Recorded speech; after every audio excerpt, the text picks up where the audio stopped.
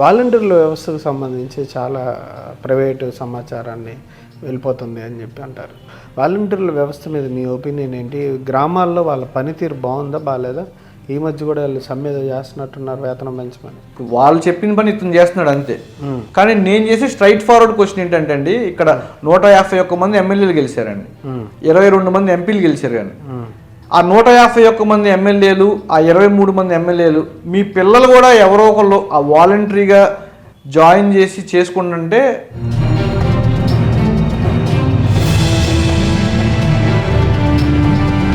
మీరు నారా లోకేష్ గారి పాదయాత్ర జరిగింది మీ నియోజకవర్గంలో, బాగా నైట్ వరకు తెల్లారుజాము వరకు జరుపుకుంటూ వచ్చింది, చాలా యాక్టివిటీస్ చేశారు. మీరు దాంట్లో ఒక పెద్ద జెండాని ఏదైనా డిస్ప్లే చేశారా? ఏంటది? అది అసలు ఇప్పటికీ కూడా మర్చిపోలేని విషయం అండి. ఈ కుప్పంలో స్టార్ట్ చేసిన పాదయాత్ర మొన్న అయిపోయింది అండి. నాకు తెలిసి ఈ రోజులన్నింటిలో కూడా మా నియోజకవర్గంలోకి వచ్చిన తర్వాతే టైం ఎక్కువ స్పెండ్ చేశారు, ఎక్కువ మందితో మాట్లాడటం జరిగింది. అసలు నిర్వీర్యామంగా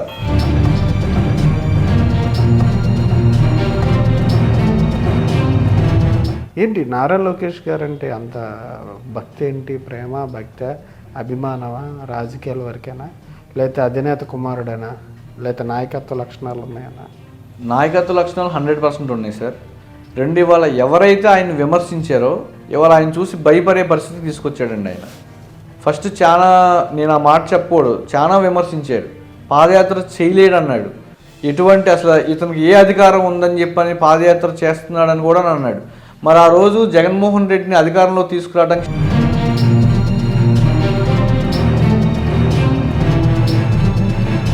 రాజకీయాల్లో హుందాతనం ఉండాలంటారు. ఈ రాజకీయాలు చూస్తే మాటల తీరు కూడా మారిపోతూ ఉంది అని అంటూ ఉంటారు. దానివల్ల మీ తెలుగు యువత నాయకులు, విదేశాల్లో ఉన్న వ్యక్తులు కూడా, పార్టీ సానుభూతి పరులు కూడా ఇబ్బంది పడుతూ ఉన్నారు. అంటే మాట జారడం అనేది ఎంతవరకు కరెక్ట్ అంటారు? ఆ విలువలు అనేవి ఎప్పుడైతే రాజశేఖర రెడ్డి గారు ముఖ్యమంత్రి అయ్యారో అప్పుడే పోయినాయండి అసలు విలువలు. ఇవాళ ఆయన కుమారుడుగా ఈయన కూడా అదే కొనసాగిస్తున్నారు. రాజు ఎలా అయితే ఉంటారో కిందాలు కూడా అలాగే ఉంటారండి. 14 నుంచి 19 వరకు రాష్ట్రం విడిపోయిన తర్వాత 5 సంవత్సరాలు ముఖ్యమంత్రిగా చేసిన, ఉమ్మడి రాష్ట్రంలో 9 సంవత్సరాలు ముఖ్యమంత్రి చేసిన ఎవరిని కూడా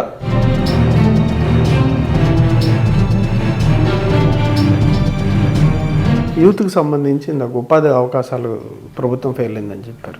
గంజాయి గురించి బాగా చర్చ జరుగుతుంది. ప్రభుత్వం దాన్ని సమర్థించట్లేదు, లేదు దానికి చర్యలు తీసుకుంటున్నాం అంటారు.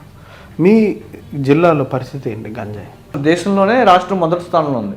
ఈ జిల్లాదే ఉందండి, రాష్ట్రమే మొదటి స్థానంలో ఉంటే. రెండు, ఒకటండి, ఆయన ఇస్తానన్న 2,30,000 ఉద్యోగాలు ఇచ్చుంటే కాస్త యువత పెడదారుని పట్టకుండా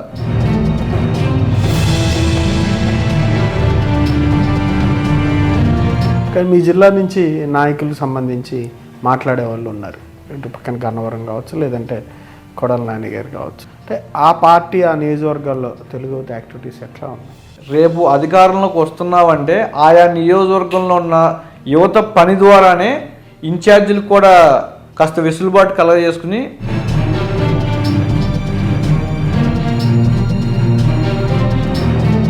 కొన్ని అమరావతి నిర్మాణానికి సంబంధించి జరిగినప్పుడు రైతులకు సంబంధించి కమ్మవారికి ఎక్కువ లబ్ధి చేకూరే విధంగా చంద్రబాబు నాయుడు గారు వ్యవహరించారని చెప్పడం, కొన్ని విషయాల్లో కమ్మ సామాజిక వర్గానికి సంబంధించి టార్గెట్ చేసి మాట్లాడడం.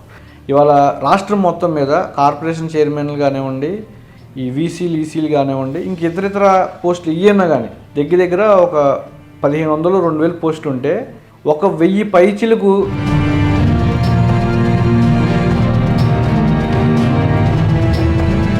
సంక్షేమ పథకాలు ఇవ్వట్లేదు అంటే ఇచ్చేది కరెక్ట్గా లేదంటున్నారు.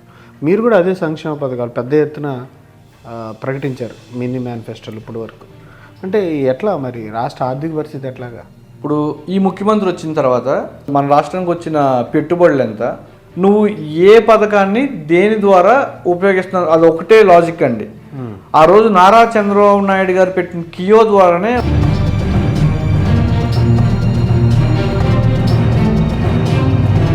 కానీ నిరసనలు చంద్రబాబు నాయుడు గారు అరెస్ట్ తర్వాత నిరసనలు ఇక్కడికన్నా వేరే దేశాల్లోనే ఎక్కువగా జరిగినాయి. దాని మీద ఏమంటారు? ఎవరి మీద, ఏ ముఖ్యమంత్రి అనుకోండి, ఎవరన్నా కానీ, నాకు తెలిసి దేశాలు, రాష్ట్రాలు, ఖండాలు దాటి ఎక్కడ కూడా జరగలేదు ఇప్పుడు వరకు. పార్టీలో ఉన్న వాళ్ళకి పిలిపేవచ్చండి. పార్టీ ఎంతవరకు అండి? జిల్లా, రాష్ట్రం, మండలం, ఖండాంతరాలు దాటి కూడా పిలిపిస్తే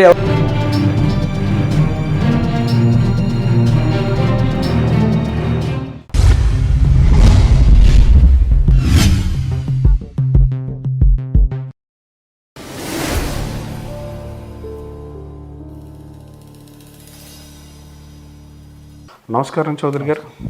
అంటే ఎమ్మెల్యే గారు ఏ విషయాల్లో ఫెయిల్ అయ్యారు మీ నియోజకవర్గంలో? ఆయన ఇచ్చిన హామీలు ఏంటి, నెరవేర్చలేకపోయినాయి ఏంటి? ఇక్కడ వచ్చినా కానీ ప్రత్యేకంగా ఇచ్చిన హామీలు ఏం లేవండి. ఇప్పుడు మీరు ఏదైతే క్వశ్చన్ అడిగారో ప్రభుత్వం వారు తీసుకొస్తున్న పథకాలనే వీళ్ళు జనాల్లోకి తీసుకెళ్తున్నారు. మేము ఆ రోజు అధికారంలో ఉన్నప్పుడు బోడే ప్రసాద్ గారి నాయకత్వంలో చాలా కొన్ని లక్షల సంక్షేమ పథకాలని ప్రజలకు అందించామండి. సీఎంఆర్ఎఫ్లు చేసాం. ఇవాళ ఆ రోజు 14 నుంచి 19 నారా చంద్రబాబు నాయుడు గారు ముఖ్యమంత్రిగా ఉన్నప్పుడు ఇక్కడ మా ఎమ్మెల్యే బోడే ప్రసాద్ గారి ఆధ్వర్యంలో కొన్ని లక్షల కోట్ల సంక్షేమ పథకాలని ఈ నియోజకవర్గంలో ఉన్న ప్రజలకు అందించడం జరిగిందండి. అందులో భాగంగానే విదేశీ విద్య కానివ్వండి, బీసీ ఎస్టీ మైనార్టీ సోదరులకి కార్పొరేషన్ ద్వారా లోన్లు ఇచ్చి వాళ్ళకి స్వయం ఉపాధి కల్పించి అందులోంచి 50% సబ్సిడీ కూడా కల్పించారండి. మరి అట్లాగే చంద్రన్న బీమా కానివ్వండి, చంద్రన్న భరోసా కానివ్వండి, సీఎంఆర్ఎఫ్ కానీ ఇట్లా చెప్పుకుంటూ పోతే కొన్ని కొల్లలు ఉన్నాయండి.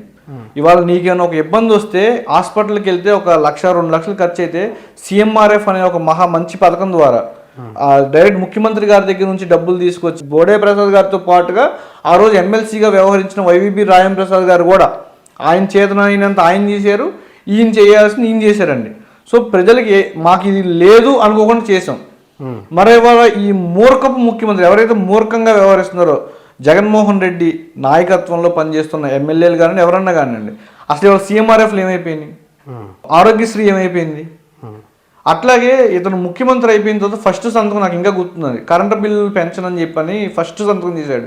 ఇవాళ కట్ చేస్తే 7 సార్లు కరెంటు బిల్లులు పెంచాడండి, 8 సార్లు పైచీలకు బస్ ఛార్జీలు పెంచాడండి. ఈ కరెంటు బిల్లులు పెంచడం అనేది మేము కొంత ఎడ్యుకేట్ చేయగలుగుతున్నాము, అర్థం అయ్యే వాళ్ళకి అర్థమవుతుంది. ఈ స్లాబ్ ఛార్జెస్ పెంచి ఇప్పుడు ఇవాళ మా సగటు మధ్యతరగతి కుటుంబం ఉండండి. ఆ రోజు నారా చంద్రబాబు అధికారంలో ఉన్నప్పుడు ఒక 1500 నుంచి 2000 వచ్చే కరెంటు బిల్లు ఒకసారిగా 4000 నుంచి 4500 వచ్చేసింది. పాపం వాళ్ళకి తెలియదు ఎట్లా వచ్చింది అనేది. ఈ స్లాబ్ చేంజింగ్ మూలాన పెంచారు. ఎందుకు పెంచారంటే ఈ కరెంట్ బిల్లులు ఎక్కువ వస్తాం మూలాన ఈ ఇచ్చే సంక్షేమ పథకాలు ఏవైతే ఉన్నాయో అవి కూడా కట్ చేయొచ్చు అనే ఉద్దేశంతోనే ఈ కరెంట్ బిల్లులు కూడా పెంచారని చెప్పని నేను అనుకుంటున్నానండి. సంక్షేమ పథకాలకి అంతే కదా మరి అది ప్రామాణికంగా తీసుకొని అవును అది చేశారు. 2 ఆ సంక్షేమ పథకాలు కూడా 100% ప్రజలకు వెళ్ళలేదండి. వాళ్ళ కార్యకర్తలు వాళ్ళ నమ్ముకున్న వాళ్ళతో పాటుగా వాళ్ళ దగ్గర కూడా లంచం తీసుకుని ఇలా సంక్షేమ పథకాలు చేస్తున్నారు సార్. వాలంటీర్ల వ్యవస్థకు సంబంధించి చాలా ప్రైవేటు సమాచారాన్ని వెళ్ళిపోతుంది అని చెప్పి అంటారు.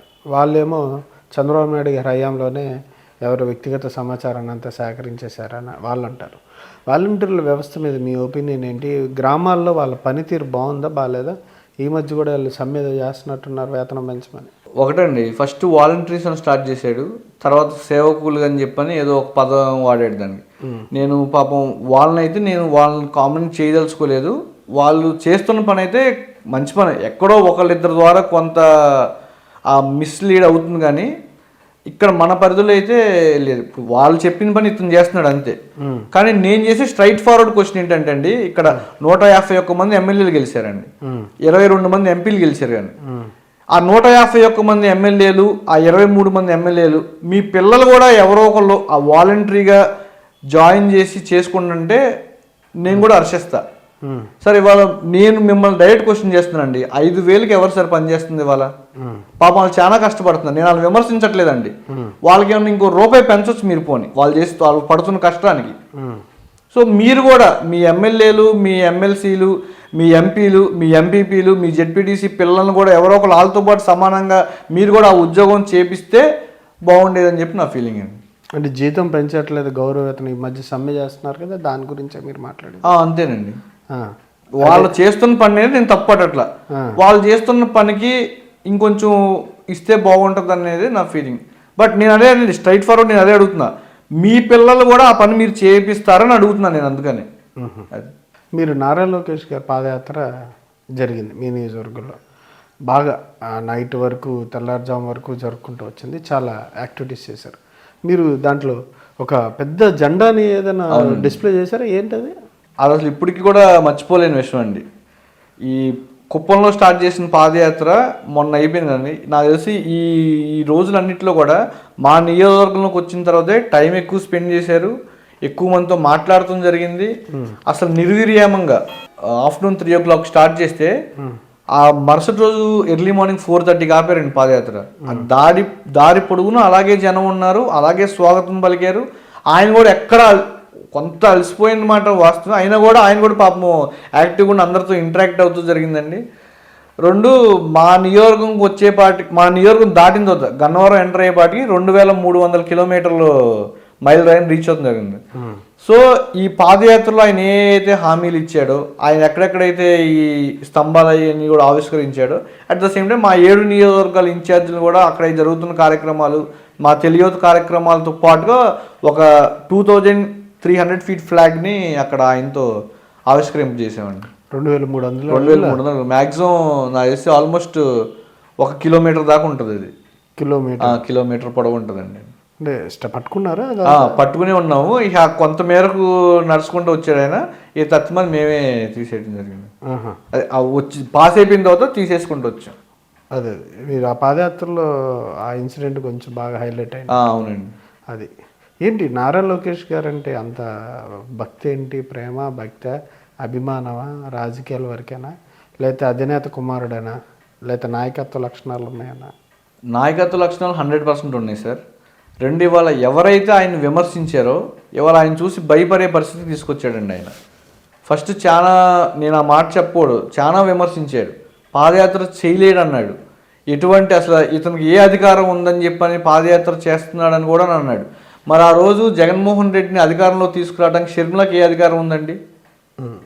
ఇవాళ తండ్రి పడుతున్న కష్టానికి, పార్టీ ఉన్న ఇబ్బందులు, కార్యకర్త కోసం, ఇవాళ సమాజం ఎదుర్కొంటున్న సమస్యల కోసం దానికి ఒక పరిష్కారం చూపించే దిశగా నారా లోకేష్ గారి పాదయాత్ర యుగళం ఏదైతే స్టార్ట్ అయిందో అది ఎండింగ్ వచ్చేవాటికి ప్రజాకరంగా మారి రేపు ఈ జగన్మోహన్ రెడ్డిని శ్మశానంలో పంపించడానికి కూడా అదే నాంది అవుతుందని చెప్పని తెలియజేసుకుంటున్నానండి.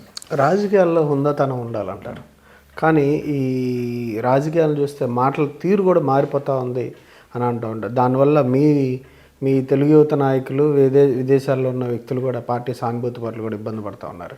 అంటే మాట జారడం అనేది ఎంతవరకు కరెక్ట్ అంటారు విలువలతో కూడిన రాజకీయ విషయంలో మీరు? సార్ నాకు తెలిసి ఆ విలువలు అనేవి ఎప్పుడైతే రాజశేఖర రెడ్డి గారు ముఖ్యమంత్రి అయ్యారో అప్పుడే పోయినాయండి అసలు విలువలు. ఇవాళ ఆయన కుమారుడుగా ఈయన కూడా అదే కొనసాగిస్తున్నారు. రాజు ఎలా అయితే ఉంటారో కిందాలు కూడా అలాగే ఉంటారండి. 14 నుంచి 19 వరకు రాష్ట్రం విడిపోయిన తర్వాత 5 సంవత్సరాలు ముఖ్యమంత్రిగా చేసిన, ఉమ్మడి రాష్ట్రంలో 9 సంవత్సరాలు ముఖ్యమంత్రి చేసిన ఎవరిని కూడా నారా చంద్రబాబు నాయుడు గారి నోటి నుంచి కానీ, ఆయన నాయకత్వంలో అప్పుడు మినిస్టర్లు కానివ్వండి, ఇప్పుడు మినిస్టర్లు కానివ్వండి, నారా లోకేష్ గారు కానివ్వండి, ఎక్కడా కూడా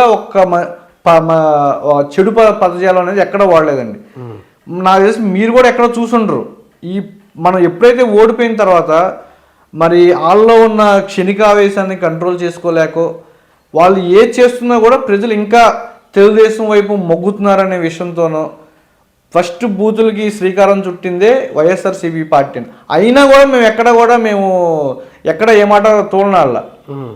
నేను అదే అన్నా, ఎక్కడ ఏం చేసినా కూడా ఇంకా ఆ ఎమోషన్స్ పెరుగుతున్నాయనే దాన్ని కంట్రోల్ చేద్దాం, వీళ్ళు ఎంతో భయపడతారులే, లేదా ఎమోషనల్గా అయినా బ్లాక్మెయిల్ చేయొచ్చు అనే ఒక ఉద్దేశంతోనే అనరాని మాటలు అంటాం. సార్ ఇవాళ ఎవరమ్మైనా అమ్మేనండి, అందరికీ కుటుంబాలు ఉన్నాయండి.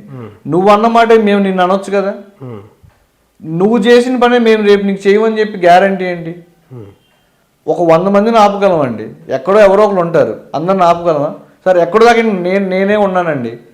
మరి నారా చంద్రబాబు నాయుడు గారిని అరెస్ట్ చేసిన తర్వాత ఒక 30-40 రోజులు జైల్లో పెట్టిన తర్వాత ఎప్పటికప్పుడు బెయిల్ వస్తుంది అనుకుంటాం, రాకపోవటం, ఏదో మాకు కూడా కొంచెం నిరుత్సాహపడతాం. ఆ పని చేయొచ్చో చేయకూడదు అంటే, ఆ పని చేయటం మూలన కాస్త ఆ కేంద్ర గవర్నమెంట్ వరకు వెళ్తుందేమోనని కంకిపాడు మెయిన్ రహదారిలో టైర్లు అవి కూడా తగలబెడతాం జరిగిందండి. అది అందుకు చెడే, అది నేను ఒప్పుకుంటా. కానీ ఆ పని చేయటం మూలన ఆ పయ్యాల రియాక్షన్ ఉంటుందేమో, ఇక్కడ ఇంత కోపద్రిక్తులు అవుతున్నారు అనే విధంగా మేము ఆ పని చేయడం జరిగిందండి. అట్లాగే నువ్వు పనిగా సమాధానం చెప్పాలి, అంతేగాని నువ్వు చేతగాని తనాన్నే వేరే వాడి మీద, కులాన్ని తీసుకొచ్చి, ఇంట్లో వాళ్ళని తీసుకొచ్చి మాట్లాడటం అనేది కరెక్ట్ కాదండి. అంటే మీరు ఇంకా కొన్ని విలువలతోనే రాజకీయాలు నడుపుతున్నారంట. నేను అదే అంటున్నాను సార్, ఇటు నుంచి ఆ రియాక్షన్ ఎక్కడ ఉంది? మీరు సుదీర్ఘమైన పాదయాత్రలో లోకేష్ గారు కూడా ఎక్కడో కొంత మాట తూలేరు. ఇక అది ఎంత కష్టపడితే ఎంత తగిలితే ఆ మాట అని ఉండాలి. అది చౌదరి గారు మీ మీద ఏమైనా కేసులు పెట్టారా పోలీసు వాళ్ళు? కానీ ఇప్పటికి 16 కేసులు ఉన్నాయండి. 16 కేసులు. నేను యాక్చువల్గా నాకు కూడా అన్ని కేసులు ఉన్నాయని తెలియదు సార్. మొన్న ఏదో ఇష్యూ అయిన తర్వాత కొంచెం ఏదో ఇబ్బందికరమైన పరిస్థితులు ఉన్నాయని చెప్పని బెయిల్ వచ్చిన తర్వాతే జైలుకి వెళ్తున్నాను. ఆ ప్రాసెస్లో వాళ్ళు నా మీద 14 కేసులు 15 కేసులు రిజిస్టర్ చేశారు. నాకు కూడా అన్ని కేసులు ఉన్నాయని తెలియదు వాస్తవంగా. మీరు జైలుకి వెళ్ళి వచ్చారా? జైలుకి వెళ్ళాడు. అంటే ఆ ఇబ్బంది అవుద్దేమో అని చెప్పని నేనే కాస్త బయట. ఏం కేసులు అవి? పొలిటికల్ మోటివ్ ఉన్న కేసులే అండి. పొలిటికల్ అన్ని పొలిటికల్ మోటివ్. ఎక్కడ సివిల్ కేసులు అట్లాంటి కేసులు ఏం లేవు, అన్ని పొలిటికల్ మోటివ్. ఈ ధర్నాలు చేసినవి కానివ్వండి, రాస్తా రోకాలు చేసినవి కానివ్వండి, అన్ని అలాంటివి. మీ వాయిస్ వినిపించగలిగారా ప్రతిపక్షంగా ఈ 5 సంవత్సరాల నుంచి? సార్ ఎక్కడ మా జిల్లాలో ఎక్కడ ఏ ప్రోగ్రామ్ జరిగినా కూడా తెలియదు అటెండెన్స్ అనేది కంపల్సరీ ఉంటుందండి. మరి ఆ రోజు క్యాష్ను ఇవన్నీ చేసినప్పుడు కూడా ఆ వీడియోస్ అవి కూడా ఉన్నాయి. తెలియతాలే ఈ వచ్చిన నాయకులను కూడా రిసీవ్ చేసిన అక్కడికి వెళ్ళి నాని గారిని ఇది చేయడం కూడా జరిగిందండి. ఎక్కడ పడితే అక్కడ ఏ ఇష్యూ ఉన్నా కూడా దాని మీద నేను ఎప్పటికప్పుడు రెస్పాండ్ అవుతానే వస్తున్నాను. యూత్కి సంబంధించి నాకు ఉపాధి అవకాశాలు ప్రభుత్వం ఫెయిల్ అయిందని చెప్పారు. గంజాయి గురించి బాగా చర్చ జరుగుతుంది. ఎక్కడికక్కడ వెళ్ళిపోయిందని చెప్తున్నారు. ప్రభుత్వం దాన్ని సమర్థించట్లేదు, లేదు దానికి చర్యలు తీసుకుంటున్నాం అంటారు. మీ జిల్లాలో పరిస్థితి ఏంటి గంజాయి?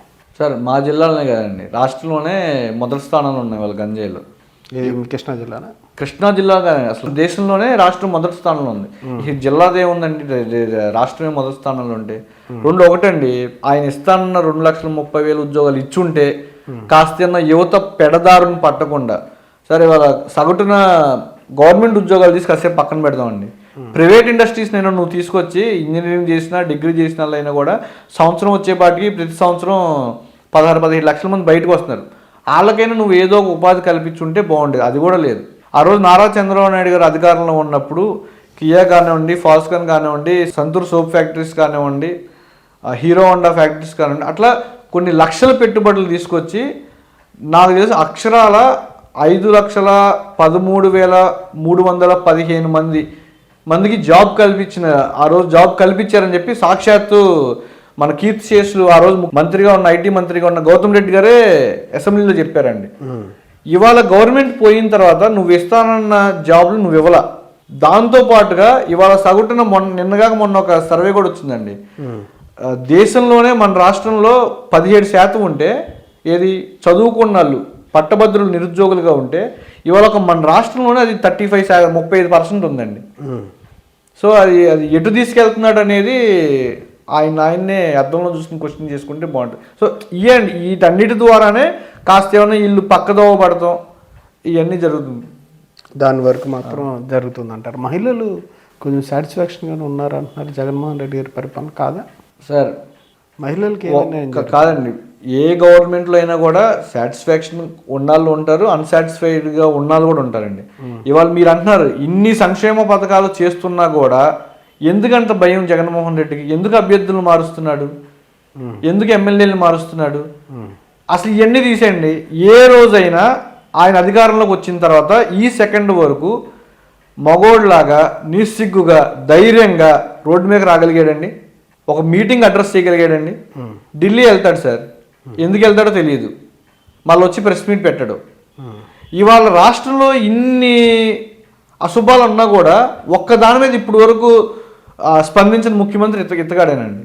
మహిళలు ఎలా మనం ఆశతో ఉండాలని చెప్పని అనుకుంటారు? మనం కూర్చుని మాట్లాడుతాం కన్నా కూడా గ్రౌండ్లోకి వెళ్తే మీకు రియాలిటీ అర్థమవుతుందండి. అది ఏ వర్గం కూడా హ్యాపీగా లేదు, సంతోషంగా లేదండి.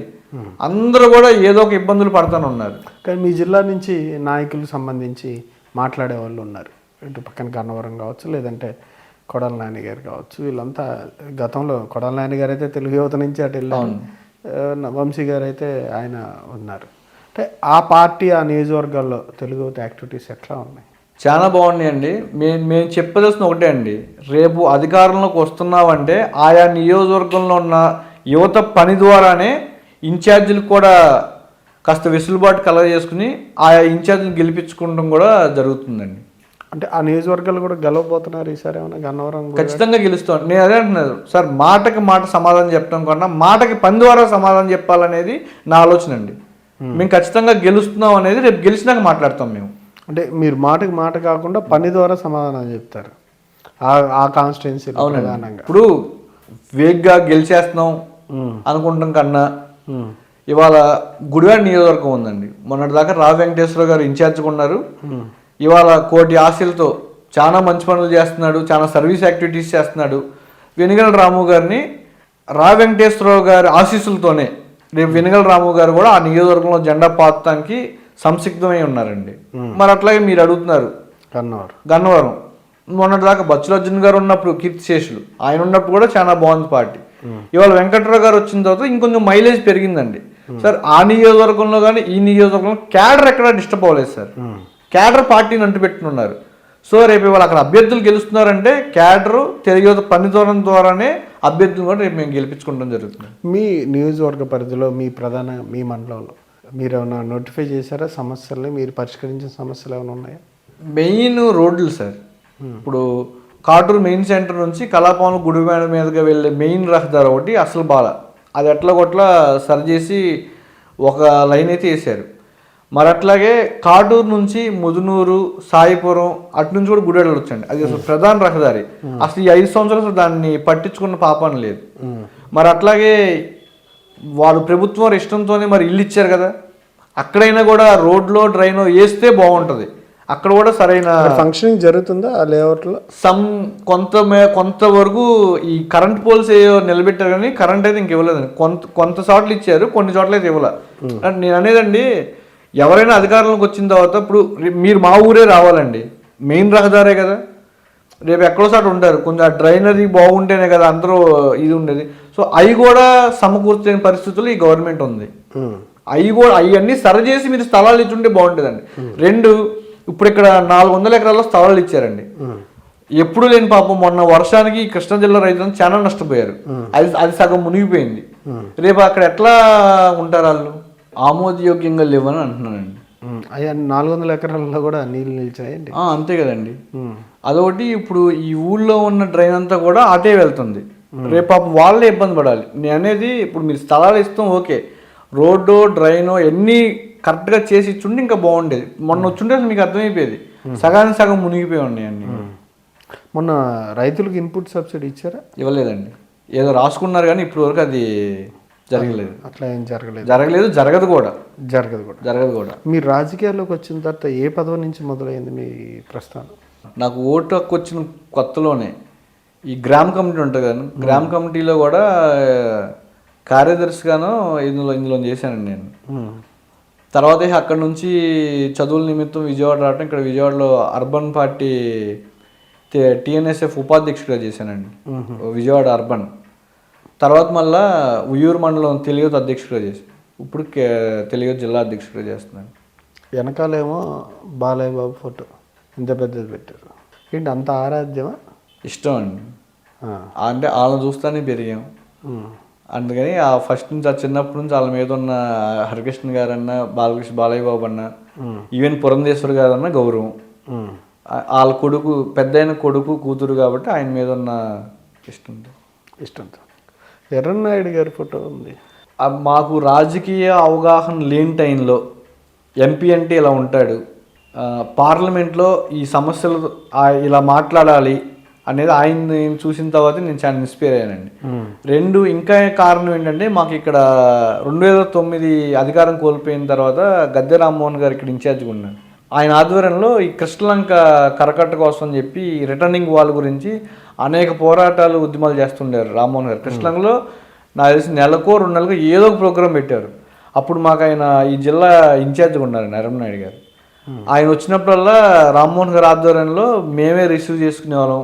ఇప్పుడు ఆ ప్రోగ్రామ్ అంతా తీసుకురావటం కొంచెం అక్కడ కొంచెం ఆ ఎఫెక్షన్ ఇంకా పెరగటం, దానివల్ల ఆయన కొంచెం ఇన్స్పైర్ చేసుకున్నారు మీరు. మీరు తెలుగు అధ్యక్షులైన తర్వాత నుంచి జిల్లాలో పార్టీ కోసం ఎటువంటి కార్యక్రమాలు చేశారు? దానిలో బాగా సక్సెస్ అయినటువంటి కార్యక్రమం ఏంటి సార్ ప్రజలను చైతన్యపరచడానికి? ఫస్ట్ నుంచి సర్వీస్ మోటివ్ ఒకటి ఎక్కువ ఉంది నాకు. పార్టీ ఇచ్చిన కార్యక్రమాలతో పాటుగా ఇప్పుడు నేను ఇందాక మీకు చెప్పినట్టుగా ఈ జాబ్ క్యాలెండర్ ద్వారా అనేక కార్యక్రమాలు ప్రతి నియోజకవర్గంలో చేసుకుంటాను వెళ్ళామండి. ఈ ప్రెస్ మీట్లు కానివ్వండి, ఈ కార్యక్రమాలే ఎక్కువ ఫోకస్ చేస్తాం. దాంతో పాటుగా నాకు ఫస్ట్ నుంచి కూడా కాస్త సేవా కార్యక్రమాలు చేస్తాం అనేది బాగా అలవాటు అండి. అట్లా మా మండలంలో మా నియోజకవర్గంలో కూడా కొంత ఈ బడ్డీ కొట్లు కానివ్వండి, ఈ తోపుడు బళ్ళు కానివ్వండి, చదువుకుంటానికి ఎవరికైనా ఆర్థిక స్తోమత లేకపోయినా వాళ్ళని చదివిస్తాం కానివ్వండి, వాటి మీద ఎక్కువ ఫోకస్ చేసి దాని పరంగా మా కార్యాచరణని రూపొందించుకుంటూ జరుగుతుంది. ఈ DCM అంటే దండమూడి చౌదరి మెమోరియల్ ద్వారా DGR మెమోరియల్స్ అండి. DGR దండమూడి జనార్దనరావు రామతులసమ్మ మెమోరియల్స్, మా తాతగారు నాయనమ్మ. DGR సారీ, ఇందాక కూడా నేను తప్పు చెప్పినట్టున్నా. ఆ యాక్టివిటీస్ కూడా కంటిన్యూస్ జరుగుతూ ఉంటాయి. అది అసలు ఈ సార్ని అరెస్ట్ చేయటం ఈ ఒక 5-6 నెలలు కొంచెం లేట్ అయిందండి. అసలు అది నిరంతరాయంగా నెలకో 2 నెలలకు ఏదో ఒకటి జరుగుతూనే ఉంటాయి, యాక్టివిటీస్ జరుగుతూనే ఉంటాయి. అసలు మన ఇంట్లో ఎప్పుడు చూసినా కూడా తోపుడు బల్లో బడ్డీ కూడా ఏదో ఒకటి ఉంటానే ఉంటుంది, వస్తాం వెళ్తాం. ఎన్ని నిరంతర ప్రక్రియ అది. అసలు కొన్ని అమరావతి నిర్మాణానికి సంబంధించి జరిగినప్పుడు రైతులకి సంబంధించి కమ్మవారికి ఎక్కువ లబ్ధి చేకూరే విధంగా చంద్రబాబు నాయుడు గారు వ్యవహరించారని చెప్పడం, కొన్ని విషయాల్లో కమ్మ సామాజిక వర్గానికి సంబంధించి టార్గెట్ చేసి మాట్లాడడం, ఇట్లాంటివన్నీ చూస్తున్నప్పుడు మీకేమనిపించింది? ఎప్పుడు లేనిది ఈసారి కనిపించడం ఏమనిపించింది సార్? నిజంగానే వాళ్ళు చెప్తున్నట్టుగా మీరు ఇన్వాల్వ్ అయి ఉన్నారా ఎక్కువ శాతం? అవన్నీ నిజం కాదండి. 2 కులం గురించి నేనైతే ప్రస్తావించుకోలేదు, ఒక్క మాట చెప్పి వదిలేస్తానండి. ఇవాళ రాష్ట్రం మొత్తం మీద కార్పొరేషన్ చైర్మన్లు కానివ్వండి, ఈ వీసీలు ఈసీలు కానివ్వండి, ఇంక ఇతర పోస్టులు ఇవన్నా కానీ ఒక 7 దగ్గర ఒక 1500-2000 పోస్టులు ఉంటే 1000 పైచిలకు రెడ్డి కులస్తులకు ఇచ్చిన ఘనత జగన్మోహన్ రెడ్డి అండి.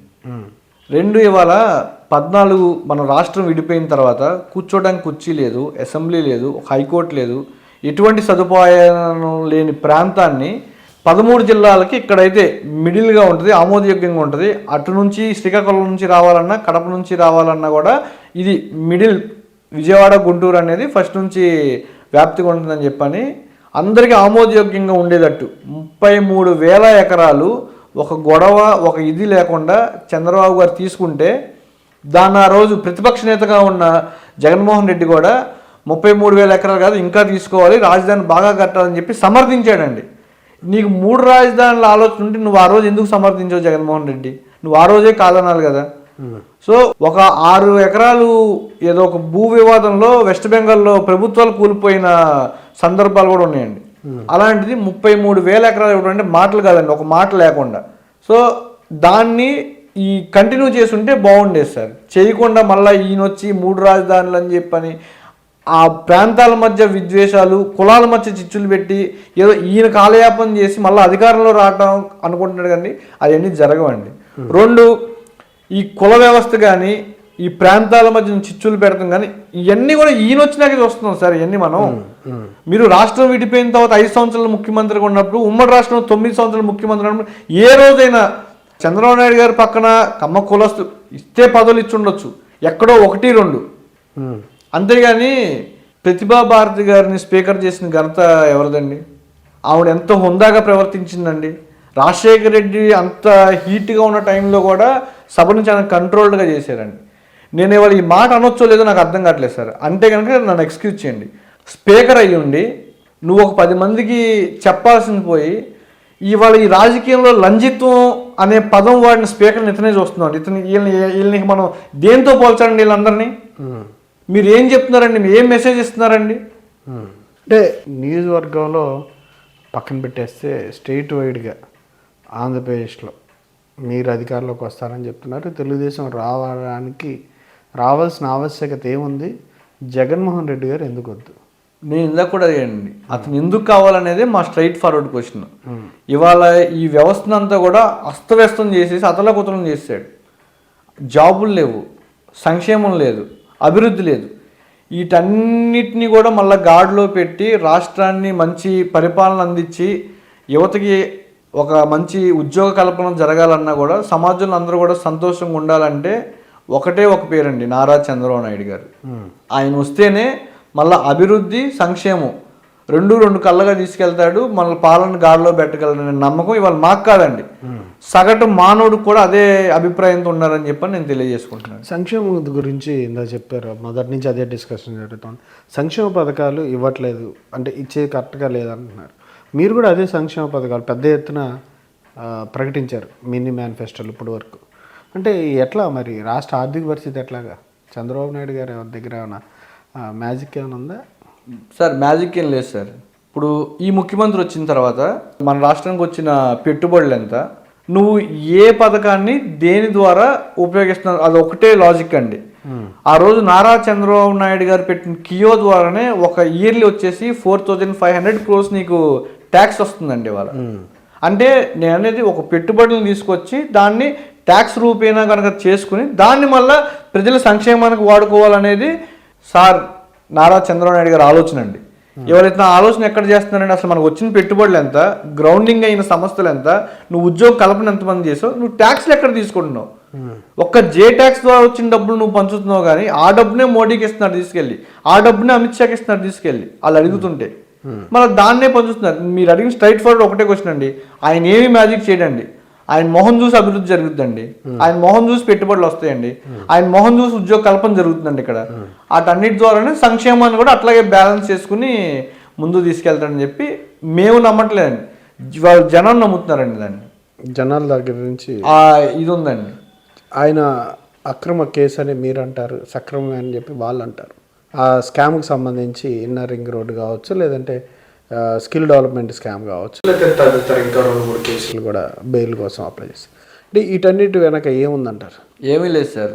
జగన్మోహన్ రెడ్డి 16 నెలలు జైల్లో ఉన్నాడండి. ఏమండి? జగన్మోహన్ రెడ్డి 16 నెలలు జైల్లో ఉన్నాడండి. రేపు ఎట్లాగో అధికారం రావట్లా, అధికారం కోల్పోతున్నాడు. ఆ ప్రతిపక్షంలో కూర్చున్నప్పుడు ఒక చిన్న విమర్శ చేద్దామని ఒక సదుద్దేశంతోనే, ఒక చెడు ఉద్దేశంతోనే ఆ కేసులో అన్ని పెడతాం జరుగుతుంది. నిజంగా మీరు అన్నట్టు అక్రమంగా జరుగుంటే చంద్రబాబు నాయుడు గారి మీద మొన్న, అచ్చెన్నాయుడు గారి మీద ఎప్పుడు, మా కులరవీంద్ర గారి మీద ఎప్పుడు, దేవినేని ఉమా గారి మీద ఎప్పుడు, ఇట్లా రాష్ట్రంలో ఉన్న ఎంతమంది మీద కేసు పెట్టారు చంద్రబాబు నాయుడు గారితో కలిపి. సార్ వీళ్ళందరూ నిజంగా తప్పులు చేస్తుంటే ఇతను నిజంగా ఊరుకుంటాడండి? అంత కక్షపూరితంగా వ్యవహరించే ముఖ్యమంత్రి వీళ్ళు నిజంగా తప్పు చేసుంటే అక్రమం అయినా ఫస్టే తీసుకెళ్లి జైలు వేసాడు. ఇవాళ ఎటువంటి ఇది లేదు సార్, ఏ స్కామ్లోనూ ఏ స్కీమ్లోనూ లేదు. వీళ్ళు ఎక్కడ ఏమీ చేయలేదు కాబట్టే రేపు గవర్నమెంట్ పోయిన తర్వాత వాళ్ళని విమర్శిస్తాంగి, నేను జైల్లో ఉన్నా కదా నువ్వు జైల్లో ఉన్నావు అని చెప్పుకోవడానికే ఆయన జైల్లో వేసాడని చెప్పి నేను. యువతకు సంబంధించి రాజకీయాల్లో రావాలంటారా, ఇంకా మరింత క్రియాశీలక పాత్ర పోషించాలంటారా? ఖచ్చితంగా రావాలండి. యువత రాజకీయాల్లోకి రావాలి, క్రియాశీలకంగా వ్యవహరించాలి, అక్కడ ఉన్న సమస్యల మీద అవగాహనతో రావాలి. ఇవాళ అర్రంనాయుడు గారు వచ్చారంటే, అచ్చెన్నాయుడు గారు వచ్చారంటే, మళ్ళా ఆలబాట్లోనే రామ్మోహన్ అన్న వచ్చాడంటే ఆ క్రైసిస్ అవన్నీ కంట్రోల్ చేసుకుని అక్కడ ఉన్న సమస్యలకి ఒక ఆధారం ఇచ్చుకుంటానే వీళ్ళందరూ రాజకీయాల్లోకి వచ్చారండి. అంటే వచ్చారంటే వస్తున్నాను కదా సార్, అక్కడ ఉన్న అవగాహన ఉండాలి, ఆ సమస్యల మీద అవగాహన ఉండాలి, అది మనం నెరవేరుస్తామనే ఒక నమ్మకాన్ని క్రియేట్ చేయగలగాలి.